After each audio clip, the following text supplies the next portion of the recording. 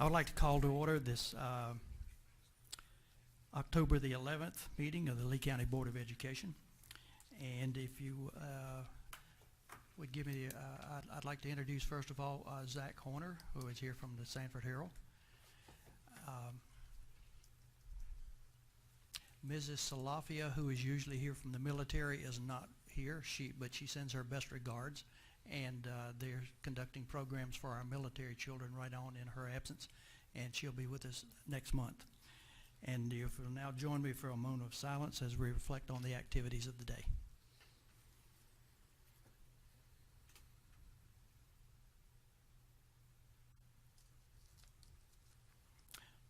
Thank you, and if you will join and stand and join me for the Pledge of Allegiance. Pledge allegiance to the flag of the United States of America and to the republic for which it stands, one nation, under God, indivisible, with liberty and justice for all.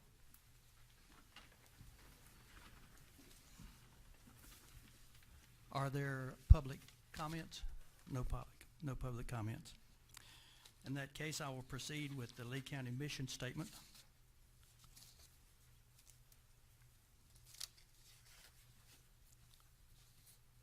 Lee County Schools, in partnership with the community, will provide challenging learning experiences for students in a safe and supportive environment. We are committed to academic excellence, technological innovations, social responsibility, and lifelong learning. Our success will be demonstrated by the achievement of our students and their positive participation in society. And as usual, I'd like to share the code of ethics that govern our behavior. We must, as school board members, avoid conflicts of interest and appearance of conflicts of interest as we handle the work of the board. We must avoid the solicitation and or acceptance of gifts in return for advice or assistance on matters concerning the operation of the business of the board. We must avoid the misuse of public funds. We must avoid misrepresentation or falsification of facts and avoid making confidential information public.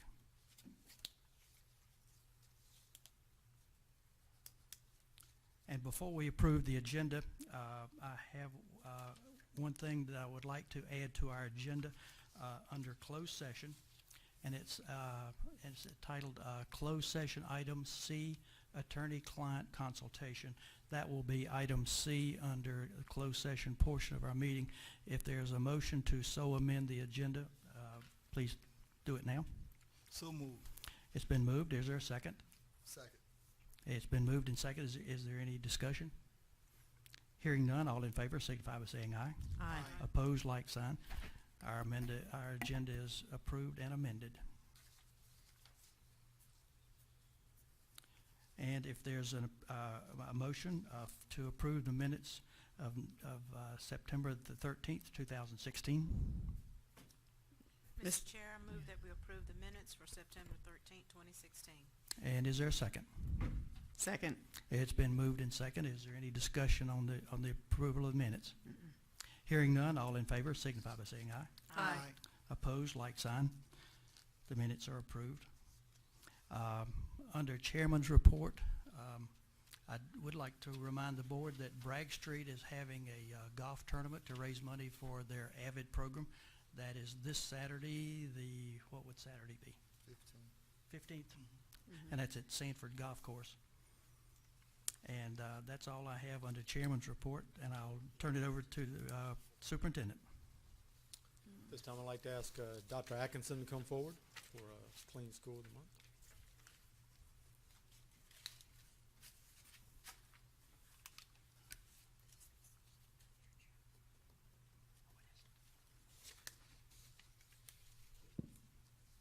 Good evening.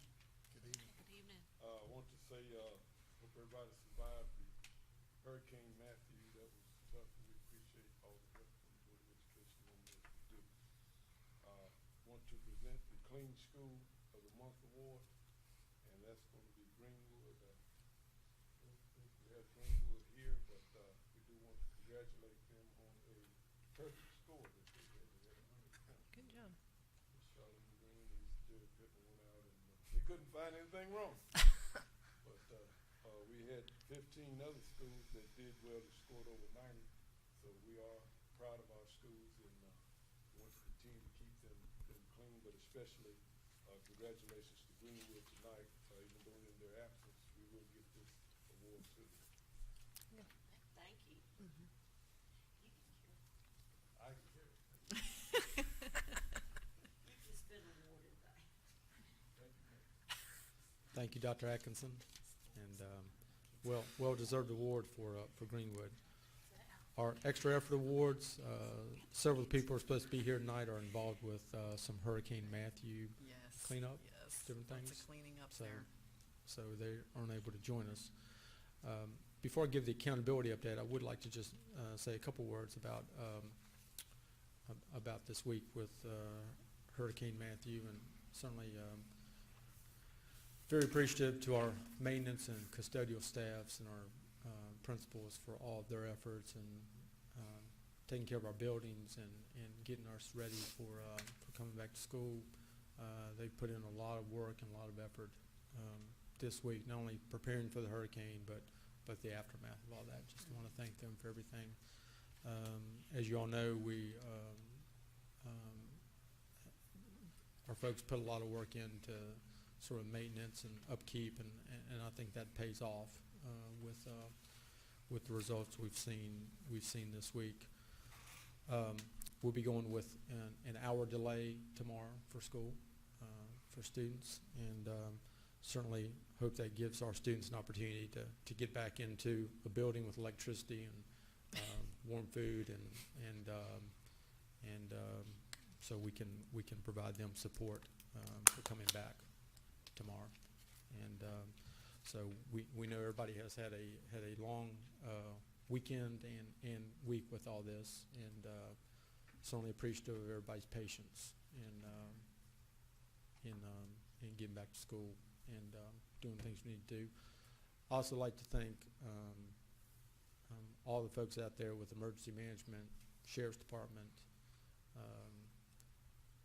Duke Energy, and there's some other energy power companies who've been involved as well, not only from in North Carolina, but also from other states who have been working really hard to make sure Department of Transportation, DOT, have worked really hard to make sure roads are clear and trees are out of the way and power lines are taken care of. So just appreciative of all that from everybody. And everybody else who's helped this community get through a lot. And certainly we're also thinking of our many of our communities and neighbors to the south, southeast particularly, who've been hit very hard by this. And I've spoken to several superintendents in those areas, and it is just like in our community, it's taken a huge toll. I think it's taken an even greater toll in many of those areas as well. So thinking of them as well. So accountability update. We have done a lot of work with revamping pacing guides and some different things as we've gotten to this first month, and we are right here at the window for our benchmarks, for our first benchmarks at the high school level. And we've done some rearranging of that. We will be, we've been in conversations with lead teachers and principals about adjusting that schedule a little bit. Some of those were scheduled for this week, but obviously with all the delays we've had, we're going to make some adjustments with that. But otherwise, I think everybody continues to work hard to analyze our data and see the good things that happen and the areas that we need to improve. And we will continue moving forward with that. Questions or comments? I'd like to say one thing if I could. I think it was just a week ago, it may have been two now, that the AIG coordinators led a parent meeting, and I was fortunate enough to attend the one at Edwards, and I was really pleased with the professionalism and the plan that they have in place and how well they articulated it. There were a lot of questions and answers from parents that I thought were very well covered, and so I'm excited to see how that plan rolls out.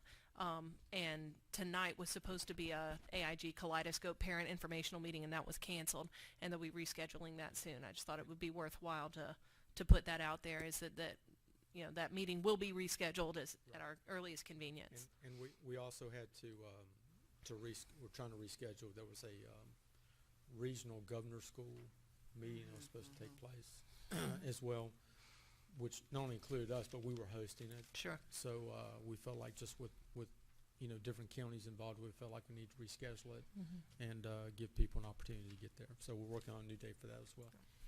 And we are also fully staffed with those, Yes, AIG special- coordinators. The AIG Mhm. coordinators. Yep. yes. The Yes. last one's coming on board. So we feel like we're very excited about that.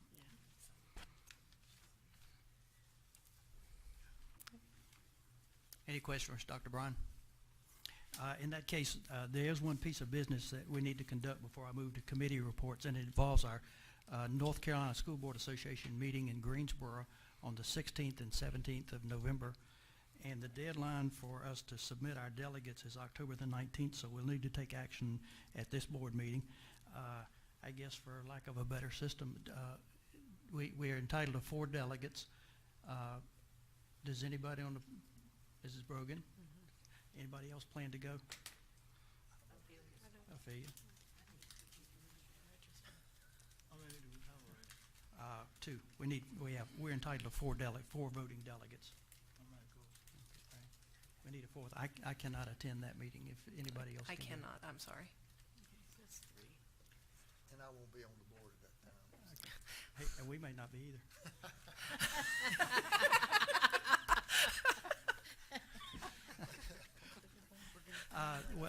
We can submit three names then who would be voting delegates, and usually now this is a little unusual schedule. Usually that meeting is on Monday and Tuesday. This year it's on Wednesday and Thursday, and highly usually the vote comes inconvenient. on the second day, doesn't it? Anybody recall? Usually that's how it is. All right. Well, I will submit these 3 names, and if there's a motion to approve these 3 names as official delegates to the North Carolina School Board Association, you can make it, please. I make a motion, we approve Ophelia Livingston, Tamara Brogan, and Mark Gacanosho as the voting delegates for the SBA convention in November. And is there a second? Second. It's been moved and seconded. All in favor, please signify by saying aye. Aye. Opposed, like sign. The motion carries. They will be our official delegates to the North Carolina School Board Association. And at this point, let's continue with our committee reports. Curriculum instruction, Tamara Brogan, please. Thank you. We had, 2 meetings since our last board meeting. We had on September 21st, we had a elementary curriculum instruction committee meeting at Deep River, and we had a best practice presentation by Holly Sorilis, which I hope I said that correctly. She's a first grade teacher at Deep River, and she talked about the training she received from DPI for Mastery Literacy Training. And she came back from that workshop, that training, with changes for how they're going to do guided reading groups, progress monitoring. They're changed the 90-minute block uninterrupted reading. Dr. Bryan went over our test scores and performance grades with the group. He also shared info about the diploma data. Mr. Conway talked about school improvement plans and the due dates for those plans, which would be coming up to us pretty soon in December. Also, Mr. Conway shared information about the beginner teacher support plan, which we approved last month. And he informed the committee about Ms. Carlisle's presentation of the new federal law of Every Student Succeeds Act, which replaces the No Child Left Behind Act on the federal level. So they went over that as well. And at the end of the meeting, there was a presentation by the principals of how everyone's doing so far the school year, the new school year starting. And then last week, we had a high school curriculum instruction committee meeting at Southern Lee High School, and they talked about best practice was the focus of that meeting, and they talked about teacher evaluation, informal teacher evaluations that they do at Southern Lee and the changes that they made. Observations, yes, informal observations. So that was a discussion at that meeting. So those are the 2 curriculum instruction meetings that we've had since the last board meeting. Thank you, Mrs. Brogan. Let's continue with facilities and technology. Mr. Sharp. Thank you, Mr. Chairman. The Facilities and Technology Committee did not meet in September, and we'll meet again on October 25th, 5 o'clock. Thank you, Mr. Sharp. Finance, Mr. Akanosho. Thank you, Mr. Chairman. We met on the 22nd of September, and we made our main meeting was based on the AEDs that we're looking to purchase, and after the meeting, Mrs. Brogan and myself decided that Bowen. Mrs. Bowen and myself, I said Brogan, Mrs. Bowen and myself decided that we're going to invite the company that we felt meet our criteria for purchase of the AED to come to this board and make a presentation to the whole board instead of just putting it on the consent agenda. It's something that the whole board need to know, and we'll be looking forward to him making the presentation whenever the chairman wants him to do that. And the next thing our next meeting will be on the 20th of October for the finance meeting. Thank you. Thank you, Mr. Akanosho, and we will consider the AEDs under new business. Policy, Mrs. Bowen.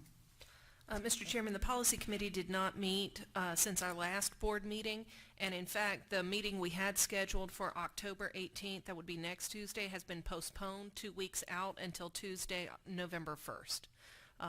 Apparently, with Hurricane Matthew delayed us, there's going to be a substantial number of policies coming before our committee, and just had not had time to review with the downtime that we experienced this week. So, delayed out 2 weeks. Again, policy meeting will be on Tuesday, November 1st, 5 o'clock. Thank you, Mrs. Bowen. Thank you. We can now move to consent agenda. Is there a motion to approve the consent agenda as presented? Mr. Chairman, I make a motion that we approve the consent agenda as presented. And is there a second? It's been moved and seconded. Is there any discussion? Hearing none, all in favor signify by saying aye. Aye. Opposed, like sign. The consent agenda is approved. We have no unfinished business at this point, so we can proceed with new business. And the lone item under new business is a purchase of AEDs, automated external defibrillators. And I'm going to turn this over to Mr. Akanosho. Has ushered this through finance. And Mr. Akanosho, if you'd like to present your program. Yes, at this time I would love Mary and the guests that we have to come forward. Mary Oates is our school nurse, and we had a little bit of a long meeting before we came to conclusion. And some of the companies are very, very close, but we choose this particular company for what we think they are bringing to the table. So I want him to present to the whole board. So Mary, introduce your guest. Thank you. This is Mr. Steve Sanders, and he's with Zoll, which is the AED that we have chosen, that the Finance Committee is recommending. He also is representing School Health Corporation, which is the company that we are looking at. And just to say that this is not, this has been a process we've been involved in for well over a year, in doing lots of research and visiting with lots of AED brands and different companies, looking at our campuses. We actually had EMS come on our campuses, walk those campuses, and give us ideas of how many AEDs we would need. And so it's been a very lengthy process, very detailed process, but we feel very confident that the recommendations that we've made were made to the Finance Committee and they went forward with, that we have, researched it very carefully.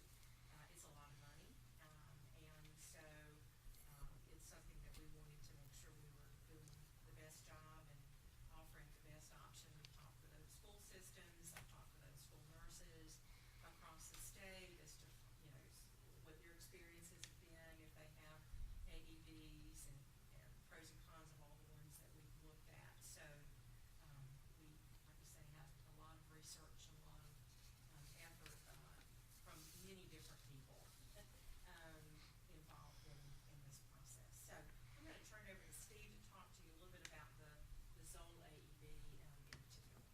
Okay. Thanks for having me here. It's great to be here in front of you guys to kind of talk about Zoll and AEDs. Very glad that you guys are looking at that for your schools, because you've kind of taken a great step into helping make sure those students, those teachers, those parents, anybody that comes into these schools here in this county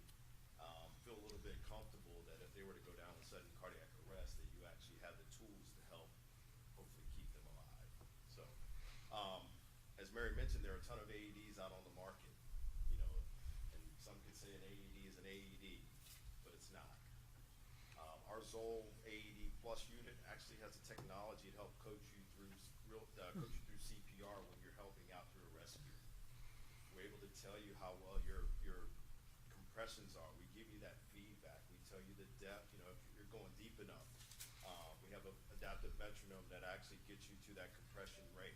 As you know, for the guidelines, you have to be at a depth of 2 to 2.4, which is a rate of 100 to 120 compressions a minute. It's almost 2 compressions a second when you think about that. And so with our device and with the American Heart Association, other governing bodies, American Red Cross and others, they say that you need to do high quality CPR because it's a major component of a rescue. A lot of times that AED will not advise a shock on first analysis. They may not advise a shock on the second analysis. So you're there, you know, working as the pump for that person's heart, and being able to know whether or not you're doing high quality CPR is key, and that's what our unit does versus all the other ones that are out there on the market. So the other good thing I say, you know, especially with schools, is that our AED is very budget friendly. I know, you know, like Mary said, it's an expensive acquisition up front, but our pads and batteries for our unit last 5 years. Okay, so if you don't have an event for those first 5 years and then hanging up on the walls throughout the school, you haven't had to do anything to maintain or swap out on that device. Other AEDs out on the market actually have to, their pads only last 2 years, their batteries only last 4 years. So you're looking at, you have maybe 5 changes in that same 5-year time frame as you've made 0 with ours. So it allows you guys to budget more for on an every 5-year basis versus an every other year basis. So, but you know, I appreciate you guys, you know, considering our AED because it does help double the survival rates. There have been studies that are done out there. I won't get too much into that, but Mesa, Arizona EMS did a study where it showed that with that feedback that I mentioned, the real CPR help, that coaching, getting you to that depth and that rate, was actually able to double survival rates with EMS, and these people do CPR every day. Okay, survival rate, and they over their 4-year study, about 500 calls they went out on. First 2 years they went out on calls without having the feedback with their AEDs. Survival rate was only 26%. When they had that feedback, that real CPR help, that coaching, survival rate went up to 56%. So double survival rate. So that means anybody here, you probably have, obviously your school nurses, each school may have like an emergency response team, but with our device, it actually allows anybody who grabs that AED out of the wall cabinet to be able to help out and be a rescuer, you know, at least be able to help somebody out because it's going to coach them whether they know CPR, whether they know CPR guidelines or not. It allows for them to help out in a rescue and therefore help, you know, hopefully bring somebody back. That's one of the reasons why on our committee why we choose, because we want something that will be easily used by a lay person, not a nurse like Mary. We want something that emergency, we can't be looking for a nurse around. Somebody can just pick it up. They like that you see at the airport or everywhere. So that's why we decided that it would be good for you to come and talk to the board, to the whole board. And I don't know if Ms. Bowen has any other question.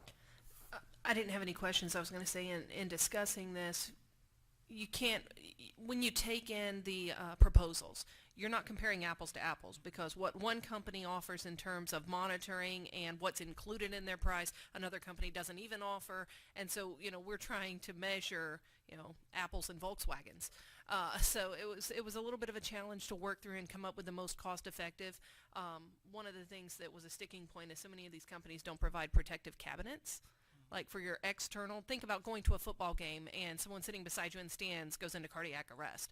Going and grabbing an AED off a wall that hasn't been protected from the elements isn't necessarily going to be very functional.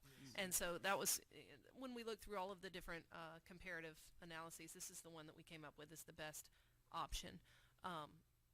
There was one question I had and I forgot to write it down, and yeah, that's how quickly it slips my mind. While you're looking for that, I agree with the lay rescuer part. I always talk when I do my presentations. I'm sure Mary, even when I, you know, met with them, when was that, back in June or something like that? Because you never know. Mary could be the one that's down. Your school nurse here could be the one down. Maybe somebody's out to lunch. You know, you never know. So that's why I said, having something where the lay rescuer can help out makes it that much more better. And even if we, and we will have first responder teams at every school. And so even those folks who are, they're lay folks, and even though they've been through the training and they're certified to provide CPR, it's a scary moment when you're having to actually do this. So that was one of the pieces that we looked at, was this was going to give us even more assistance. Even though they're trained, it's gonna be, okay, what do I do? So this, that was one of the pieces that we looked at And coaching you through it, it's very important. Then another thing is for maintenance, we saw companies that will charge you money to just email you about maintaining the equipment, and we decided, no, we don't want to pay extra for you to remind us about the maintenance. So And I believe with the school health quote, the program Yes. management maintenance was included. That's actually what I was, that's what I was actually trying to remember, is that with this program, it comes with 2 years of reminder monitoring of the program, and that is that they'll send out an all-call. Now is the time to check your cabinets, check your pads, check your batteries, check all of this so that you have a continuous maintenance. Other companies either did not offer that or charged for it. And so this was a good idea, with the idea that with our emergency response teams, we get 2 years free. At the end of that 2 years, we'll have a pretty good idea of what it takes to maintain and can set up our own monitoring system after that point. And therefore, it wouldn't cost us extra. So many of these other companies were charging $1,000 a year, to maintain, to email you and say, don't forget, now's the time, check your, batteries. So certainly I thought that was something that was worthwhile. Any questions from the board?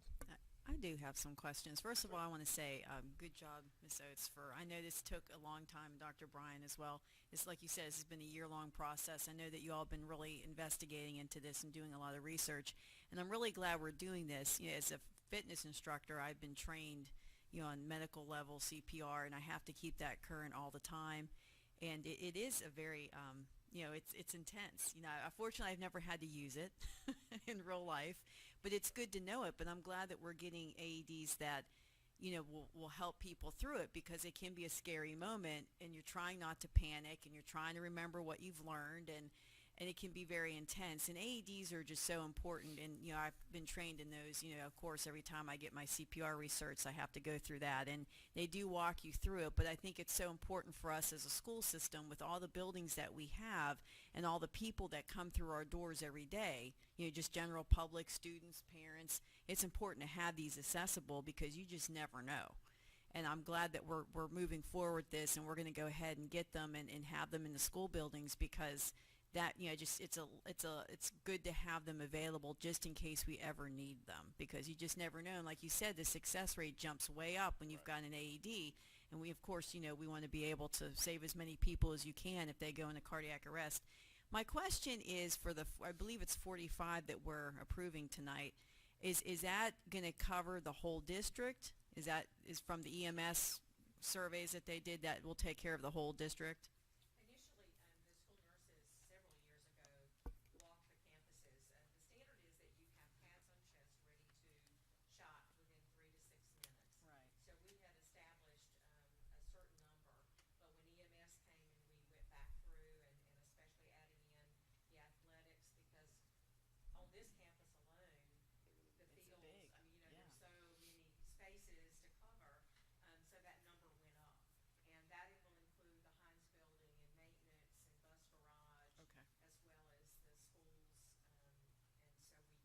And so that will cover. And that's why when you look at, I've had some people say, well, why don't you just get one for every school? Well, on this campus, one would be useless. Right. Because you wouldn't, You couldn't make it back to the person in 3 to 5. God forbid someone waited to start CPR until that AED Yeah. got there. I mean, you're Yeah. talking front office to football field. Right. You Right. know, We've yeah. had staff on campuses all along who are CPR certified, so that part we've had in place. Mhm. But with this, we now have an updated authorized provider agreement with Red Cross, so we're able to provide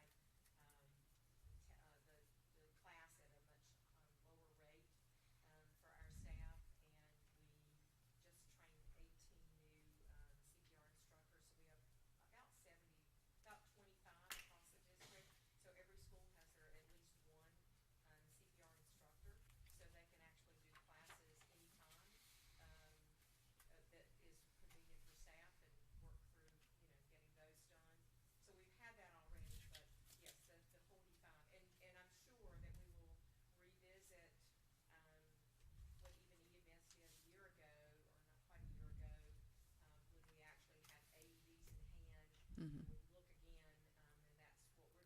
placement. on our partners with School Health Right. and Zoll to look at, okay, where are the most appropriate and, how we're gonna place those as far as exterior cabinets or, mhm.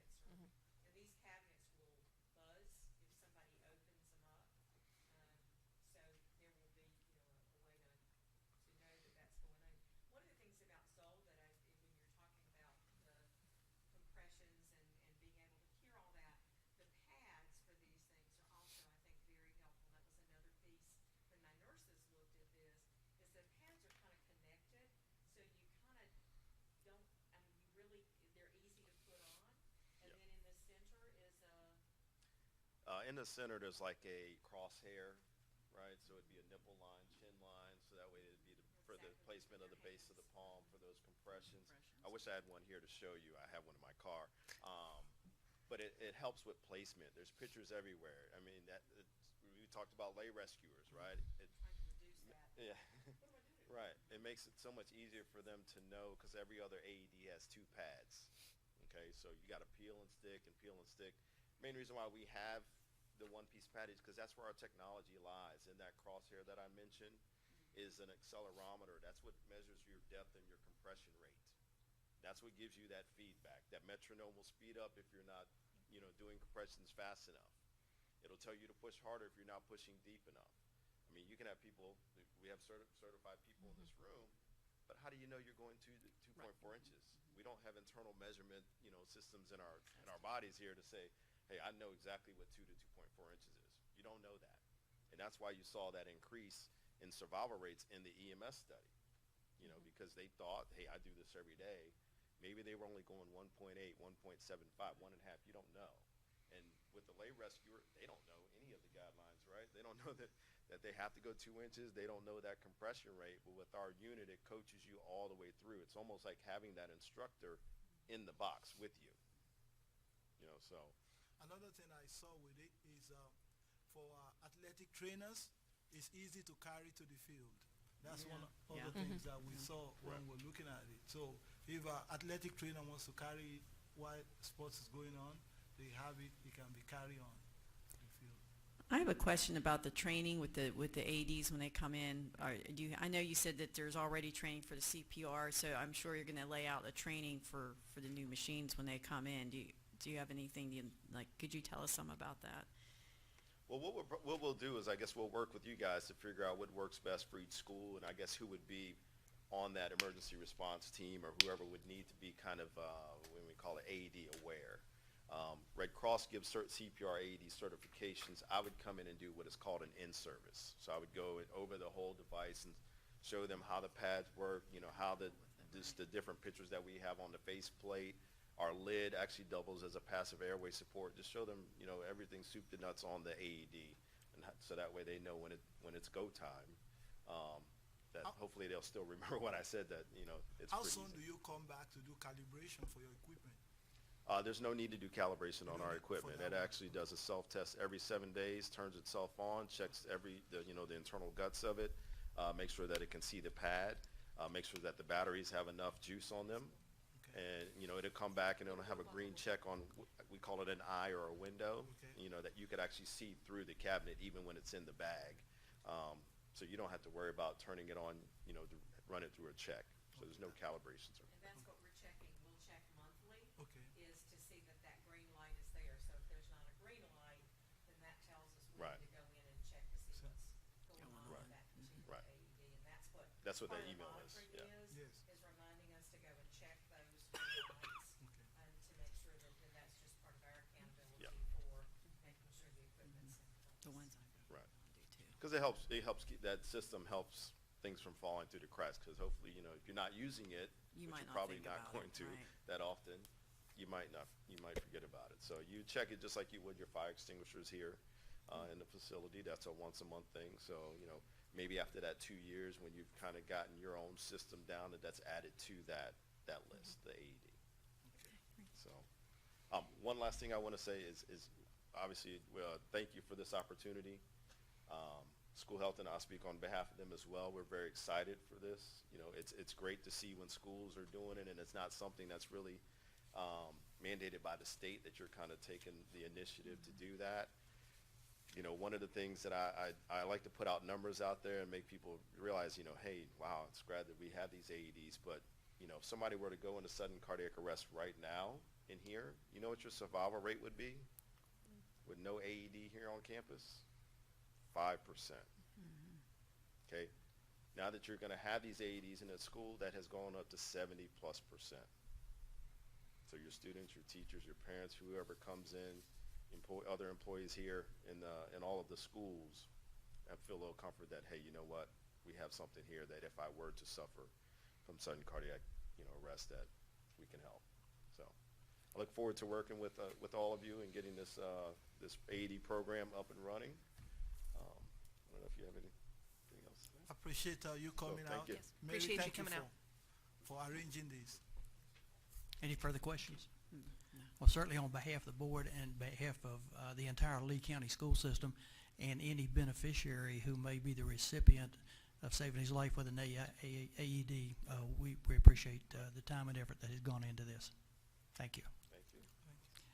And Mr. Akinosho, if you'd like to make the motion to approve this. Yeah, Mr. Chairman, I'd like to make a motion to approve the AED for purchase at the price of $58,498.56. And is there a second? Second. It's been moved and seconded. Is there any discussion on purchase of the AEDs? Hearing none, all in favor signify by saying aye. Aye. Opposed, like sign. The motion carries. We will proceed with that purchase and get them in our schools.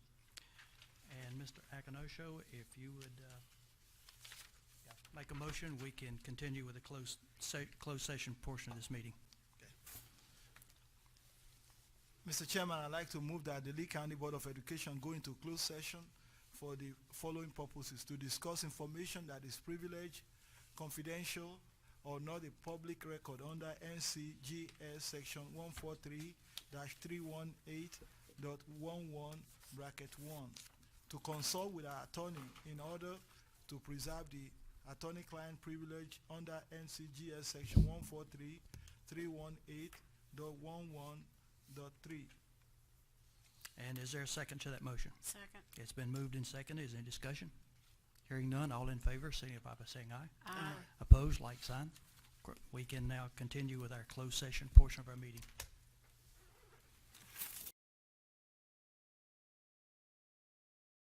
Can open session, please.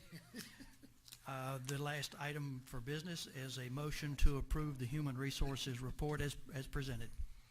So moved. Is there a second? Second. It's been moved and seconded. Is there any discussion on the Human Resource Report? Hearing none, all in favor signify by saying aye. Aye. Opposed, like sign. The motion carries. And is there a motion to adjourn? Motion to adjourn. Second? All in favor? Aye. We stand adjourned. Thank you. That was quick.